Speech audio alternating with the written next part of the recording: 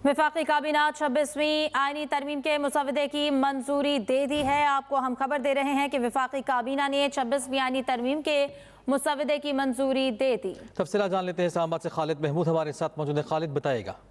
जी देखें जी, एक मशावरती अमल के बाद जो है वफाकी काबीना का इजलास शुरू हुआ और वज़ीर आज़म शहबाज शरीफ ने इस इजलास की सदारत की और इस वफाकी काबीना के इजलास में नई 26वीं आईनी तरमीम के मसवदे की मंजूरी दे दी गई है। इस तरह ये मसवदा अब सेनेट में सबसे पहले पेश किया जाएगा और इसके अलावा जो मशावरतों का अमल था वो भी जारी रहा। वज़ीर आज़म ने आज ईवान सदर में सदर आसिफ अली ज़रदारी के साथ भी मुलाकात की और ये मसवदा उनके साथ भी शेयर किया। उनके साथ तमाम तफसीलात तय की गई और उसके बाद जो नई अमेंडमेंट इसमें की गई है उस बारे में भी सदर मुमलकत को आगाह किया। जिसके बाद वज़ीर आज़म की सदारत में पार्लियामेंट हाउस में यही वफाकी काबीना का इजलास हुआ, जिसमें नई अमेंडमेंट के साथ जो है वो वफाकी काबीना ने आज आईनी तरमीम की जो है मंजूरी दे दी है और इस मंजूरी की जो तफसीलात हैं वो अब से कुछ देर बाद वफाकी वज़ीर कानून इंसाफ आज़म नज़ीर तारड़ जो है वो मीडिया को ब्रीफ करेंगे और इसकी तफसीलात से भी आगाह करेंगे। जबकि दूसरी जानब जो मुलाकातों का सिलसिला है वो भी जारी है। PTI की जानिब से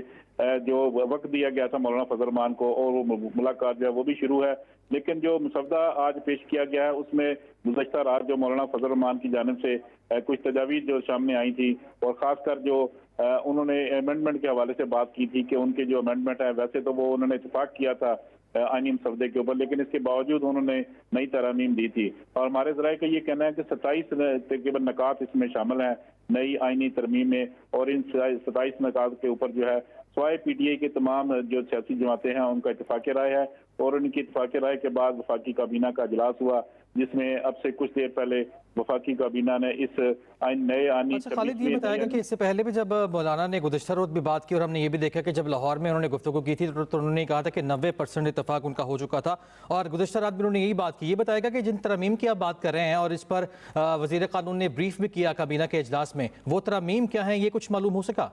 जी देखें जी, जो आईनी तरमीम के ऊपर इख्तलाफात चल रहे थे उसमें जो चीफ जस्टिस की तकर्री थी उसका मामला था और जो माजी में होता था कि सीनियर मोस्ट तीन चीफ जस्टिस जो होते थे वही चीफ जस्टिस बन जाते थे, लेकिन अब हुकूमत ने क्योंकि अमेंडमेंट की है इसमें और अब मोस्ट सीनियर जो 3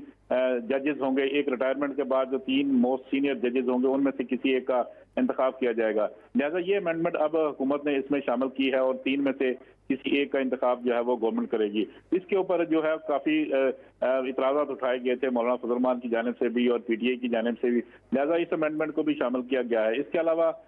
जो मिलिट्री कोर्ट थी उसके ऊपर फजल रहमान के भी खदशात थे, PTI के भी खदशात थे और दीगर जमातों ने भी अपने खदशात का इजहार किया था। अंदरूनी खाना पाकिस्तान पीपल्स पार्टी ने भी